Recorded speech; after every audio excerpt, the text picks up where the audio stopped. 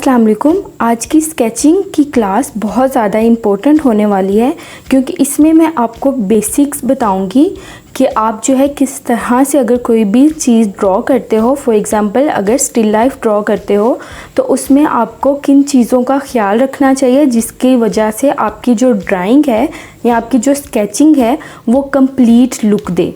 तो आज की ये वीडियो जो है बहुत इंपॉर्टेंट है, आपने स्किप किए बगैर जो है वो उसको देखना है लास्ट तक। और अगर कुछ फर्दर आप पूछना चाहो या आपको कुछ ना समझ आए तो आप सिंपली मुझे कमेंट्स में पूछ सकते हो। तो चलें स्टार्ट करते हैं हम आज की अपनी ये क्लास।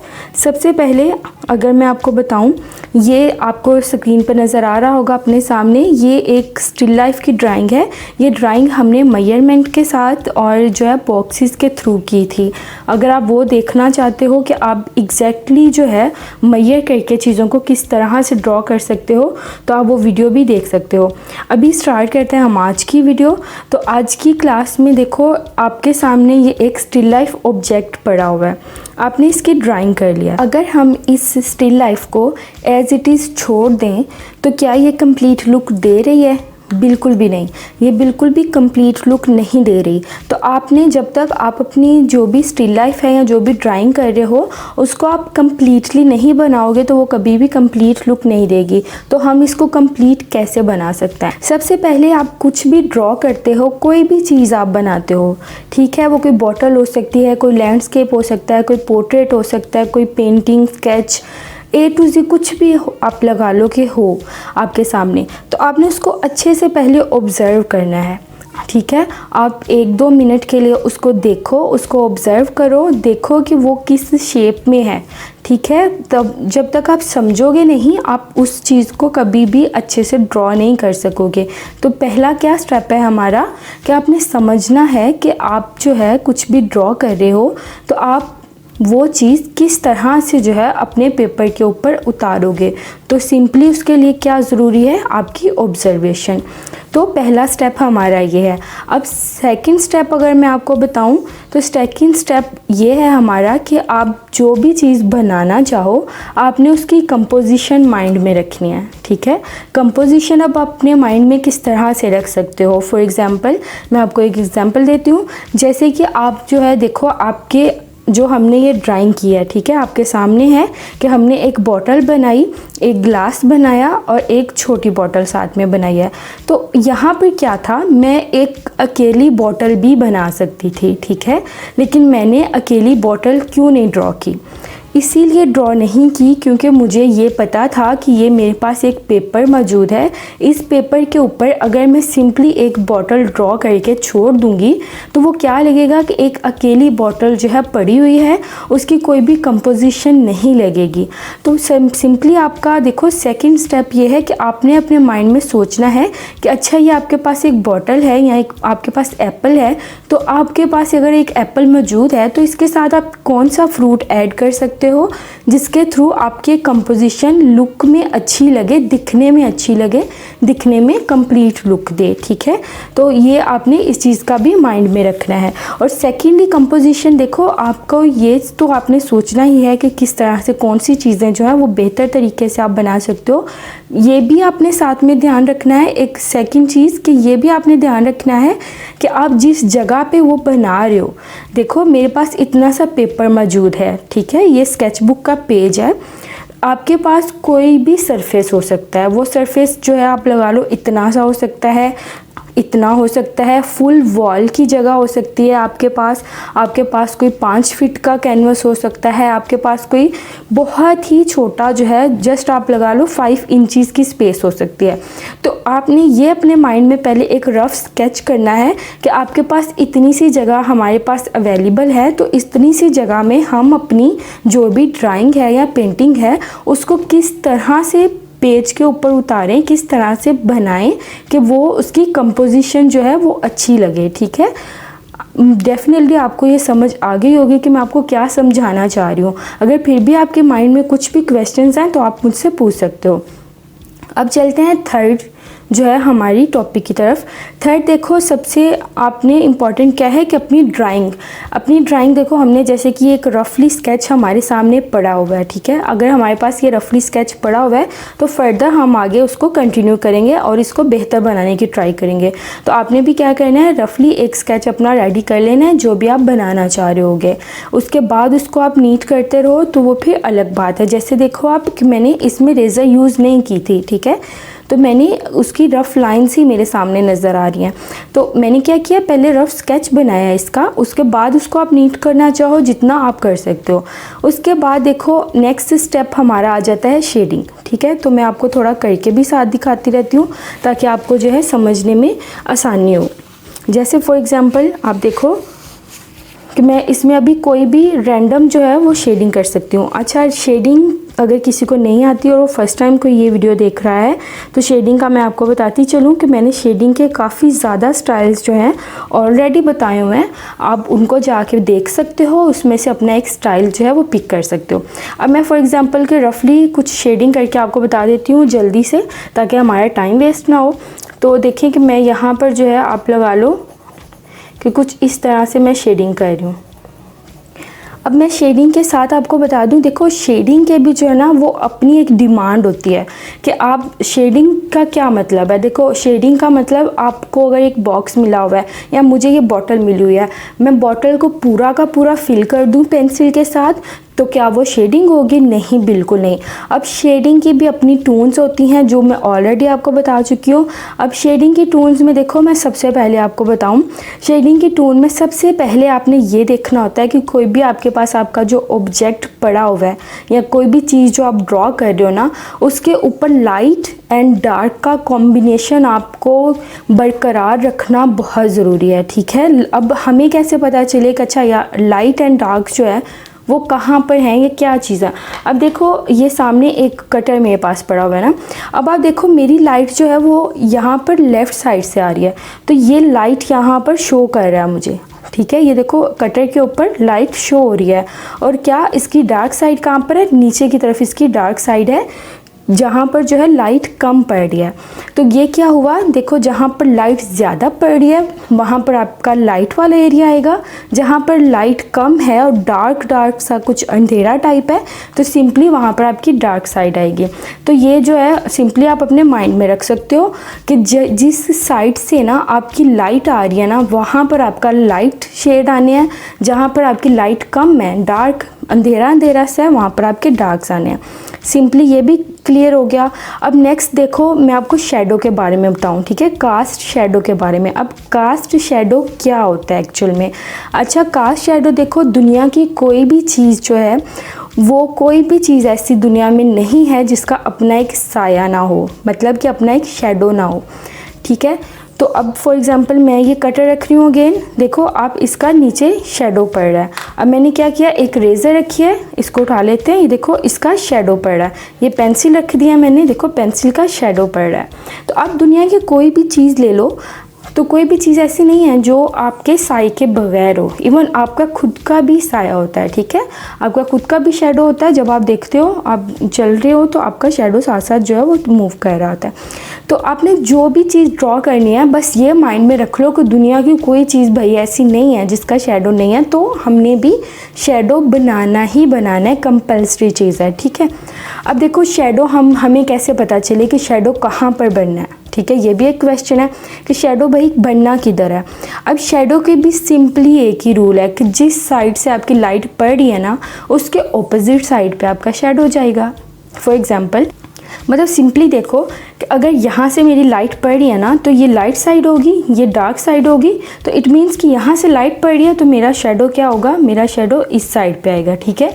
और सभी का शेडो इसी साइड पे ही आएगा, कुछ इस तरह से, ठीक हो गया। तो ये सिंपल सा रूल है। हाँ, अगर फ्रंट से आपके लाइट पड़ रही है, फॉर एग्जांपल कि अगर मेरे यहाँ पर फ्रंट से लाइट पड़ रही होती तो ऑटोमेटिकली मेरा शेडो जो है इसके बैक पे जाना था, यहाँ पर वॉल पे, ठीक है। तो ये शेडो की जो है सिंपली आपने अपने माइंड में रखना है। देखो कि जो भी मेरे सामने स्केच पड़ा हुआ है वो क्या लग रहा है कि जैसे ज़मीन के ऊपर नहीं पड़ा बल्कि हवा में उड़ रहा है। क्योंकि हमने उसके पीछे कुछ बनाया ही नहीं है जिससे ये शो हो कि हाँ ये चीज़ जो है वो किसी चीज़ के ऊपर, किसी टेबल के ऊपर, किसी ज़मीन पर, कहीं पर भी पड़ी हुई है। तो ये आपने लाजमी ख्याल करना है कि जो भी आप ड्रॉ कर रहे हो उसके बैकग्राउंड में देखो कि क्या नज़र आ रहा है, ठीक है। मेन फोकस जो है वो हमारा मेन ऑब्जेक्ट के ऊपर ही होना चाहिए। जैसे कि ये हमारा मेन ऑब्जेक्ट है, ठीक है, फ्रंट है ये हमारा। लेकिन आपने साथ में ये भी देखना है कि इसके पीछे बैकग्राउंड में, यहाँ पर ये जो स्पेस है बैकग्राउंड में क्या नज़र आ रहा है, ताकि आप उसको भी बना सको। और उसको बनाने का भी एक मेथड होता है। देखो हमारी जो भी मेन ऑब्जेक्ट है वो आगे पड़ा हुआ है, इट मीन्स कि वो हमें क्लियर नज़र आएगा, ठीक है। और जो बैक वाला बैकग्राउंड है वो हमें डल नज़र आएगा क्योंकि वो दूर है। तो सिंपली ये भी आपने रूल अपने माइंड में रखना है, जब भी आप कोई चीज़ ड्रॉ करो उसका बैकग्राउंड लाजमी ड्रॉ करो।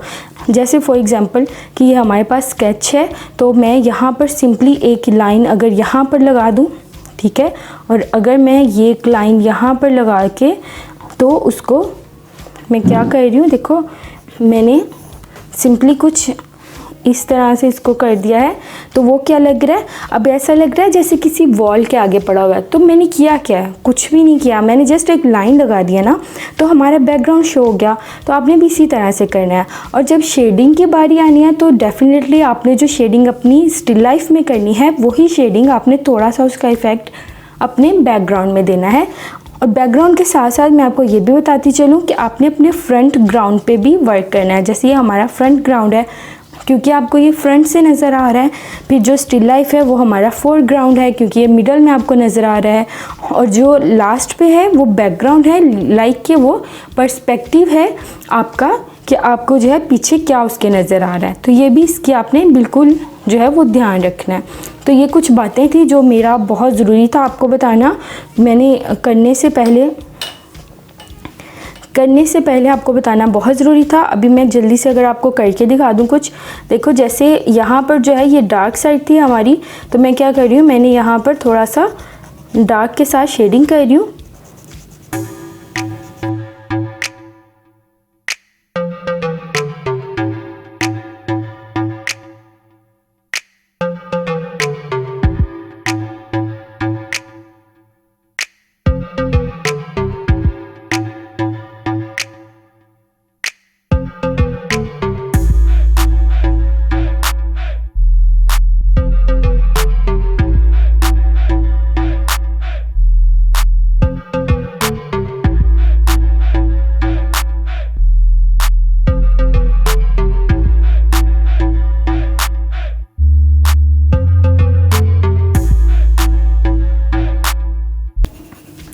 अच्छा, शेडो में भी आपने एक ध्यान रखना है। देखो शेडो भी जहाँ से स्टार्टिंग पॉइंट है वहाँ पे डार्क होगा और नेक्स्ट जाते जाते लाइट हो जाएगा। जैसे यहाँ पर हमारा जो है वो स्टार्टिंग पॉइंट है, तो यहाँ पर शेडो जो है वो थोड़ा डार्क है और बाद में जाते जाते जो है हम इसको क्या करेंगे, बहुत ज़्यादा लाइट कर देंगे।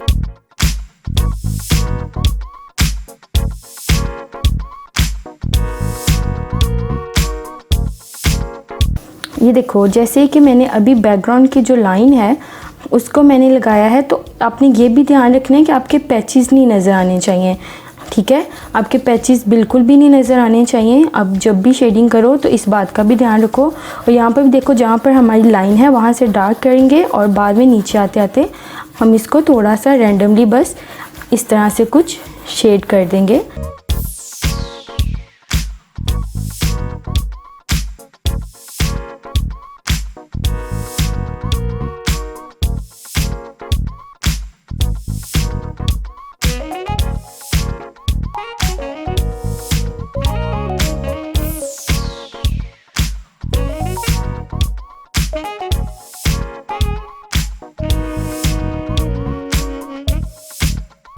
और इसी तरह से देखो ये हमारी जो बैक वाली वॉल है, हम इस पे भी थोड़ा थोड़ा सा जो है वो शेडिंग का इफ़ेक्ट दे देते हैं, बस कुछ इस तरह से।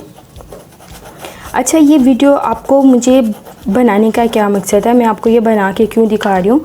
सिंपली मैं देखो इसलिए दिखा रही हूँ ताकि आपको एक आइडिया हो जाए कि अच्छा एक पहले जो है हमारे पास जस्ट एक स्केच था, ठीक है, तो अभी जो है वो हमारे पास क्या है, ये पहले में और आपको जो है बिफ़ोर एंड आफ्टर में क्या फ़र्क नज़र आएगा, जस्ट इतने से अगर आप स्टेप फॉलो करो तो, ठीक है। ये शेडिंग स्टाइल मेरा नहीं है, लेकिन मैं आपको रफली जल्दी जल्दी से बता रही हूँ। अब देखो इसमें आप जो है वो कुछ भी लिख सकते हो।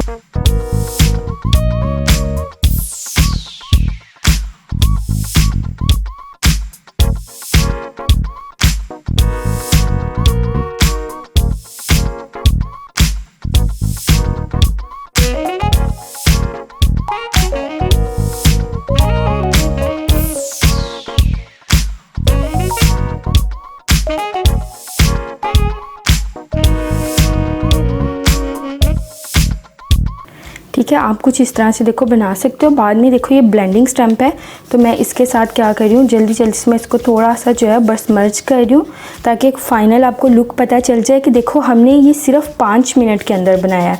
आपने जब भी इसको बनाना है आपने बिल्कुल नीट तरीके से बनाना है, ठीक है। अभी मैं इसको रफली बना रही हूँ बहुत ज़्यादा जल्दी में, ताकि वीडियो हमारी लंबी ना हो, क्लास हमारी लंबी ना हो और आपको चीज़ों की समझ भी आ जाए अच्छे से।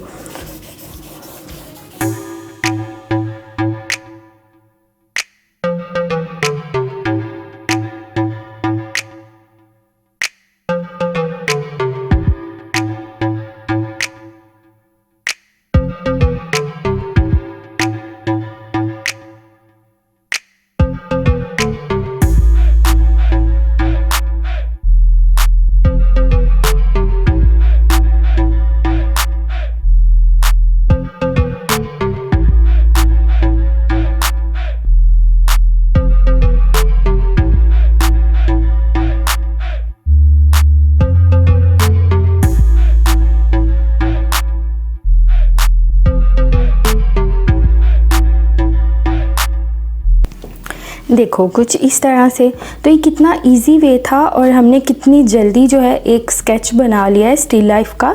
तो देखो कुछ स्टेप्स को सिर्फ फॉलो करके, इसमें मैंने कुछ ऐसा इतना नहीं किया, कुछ स्पेशल नहीं किया।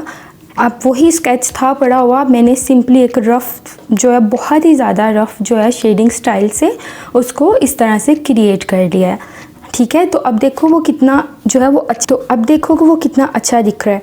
अब लास्ट पे देखो जहाँ पर आपको लगे कि आपके डार्क्स कम है, आप वहाँ पर जो है वो कुछ इस तरह से देखो डार्क्स दे सकते हो दोबारा से, जो भी आपका शेडिंग स्टाइल है उसमें। और अगर आप हाइलाइट्स देना चाह रहे हो तो सिंपली देखो आप रेज़र यूज़ करो और उसके साथ जो है वो जहाँ पर भी आप चाह रहे हो आप अपनी हाइलाइट्स दे सकते हो। सिंपली देखो कि आप कितना इजी वे से जो है वो स्टिल लाइफ को कम्प्लीटली अच्छे तरीके से जो है वो बना सकते हो, सिर्फ़ और सिर्फ कुछ 4 से 5 स्टेप्स को फॉलो करते हुए। जैसा कि पहले था कि आपने बैकग्राउंड का क्या रखना है, पहले था आपने ऑब्जर्व करना है कि ये है क्या, आप इसको किस तरह से बनाओगे। सेकंड कंपोजिशन, कंपोजिशन का मतलब देखो ओवरऑल लुक होता है, जैसे इसकी ओवरऑल लुक आपको आ रही है ना नज़र कि हमारा बैकग्राउंड भी है, फ्रंट भी है, उसके बाद शेडो भी नज़र आ रहा है, लाइट्स भी हैं, डार्क्स भी हैं, मिडल टोन भी है, हमारा जो ओवरऑल कंप्लीट लुक दे रहा है ये, ठीक है। और ये कितनी जल्दी मैंने आपको जो है एक डेमो दिया है, तो आपने भी इसी तरह से करना है। आपने इन चीज़ों को अपने माइंड में रखना है और आपने एक स्टिल लाइफ क्रिएट करनी है, बल्कि आप एक नहीं आप 2 या 3 स्टिल लाइफ बनाओगे जो बिल्कुल कंप्लीट हो। कंप्लीट कैसे हो कि उसका बैकग्राउंड भी हो, उसका फ्रंट भी हो, उसका शेडो भी दिया हो आपने, उसकी लाइट एंड डार्क का ख्याल भी रखा हो, उसके बाद आपने उसमें अपना शेडिंग स्टाइल जो भी आपका है आपने उसको भी माइंड में रख के बनाया हुआ हो, ठीक है। और उसकी कंपोजिशन के ओवरऑल वो चीज़ किसी पेज के ऊपर किस तरह से लग रही है, तो बिल्कुल नीट आपने जो है बनाने की ट्राई करनी है। कोई भी एक पेज लेना है, उसके ऊपर बहुत ज़्यादा नीट तरीके से जो है आपने इस तरह से कोई भी स्टिल लाइफ अरेंज करके तो आपने मुझे दिखानी है, ठीक है। बाकी हम नेक्स्ट क्लास में मिलेंगे, तब तक के लिए आप अपना ख्याल रखिएगा। खुदा हाफिज़।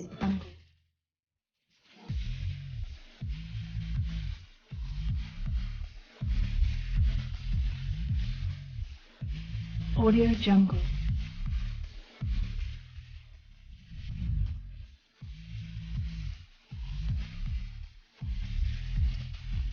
Audio Jungle.